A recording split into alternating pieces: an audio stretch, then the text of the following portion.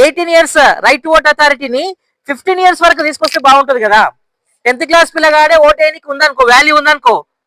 10th class పిల్లలు మన తెలంగాణ, మన గురుకుల సొసైటీలో, మన స్కూల్లో 50 మంది, మన లాంటి తెలంగాణలో మైనార్టీ స్కూల్ 205 ఉన్నాయి. అండ్ మొత్తం ఓవరాల్ గా గురుకుల స్కూల్స్ 1100 ఉన్నాయి. అండ్ మొత్తం ఓవరాల్ గా తెలంగాణలో 10th క్లాస్ చదివే వాళ్ళు ఇంచుమించుగా 6-7 లక్షలు ఉంటారు. 6-7 లక్షల ఓటర్స్ కొత్త ఫ్రెష్ వాళ్ళు వచ్చారు అనుకో, politics mind set will be changed. అప్పుడు గవర్నమెంట్ కూడా ఏం చేస్తుంది అంటే ఎడ్యుకేషన్ మీద ఇంపార్టెన్స్ చూపిస్తుంది. ఎందుకంటే బయట ఉండే వాళ్ళ ఓట్ ని ఎలా మేనేజ్ చేస్తున్నారు, they are manipulating the votes. So right to vote should be given to the people those who crossed more than 15 years of age.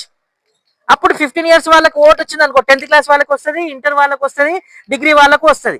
దీని వల్ల ఏమైతుంది అంటే పిల్లల గురించి కూడా ఆలోచించే అవకాశం వస్తుందేమో పార్లమెంట్ లో, లోక్సభలో, రాజ్యసభలో అండ్ స్టేట్ అసెంబ్లీస్ లో. అసలు యాక్చువల్ గా ఇలా ఓటర్స్ డే ఎందుకు సెలబ్రేట్ చేస్తున్నాము అంటే మీ లోపల ఒక ఆలోచన రావాలి. ఆప్ మే బి ఏ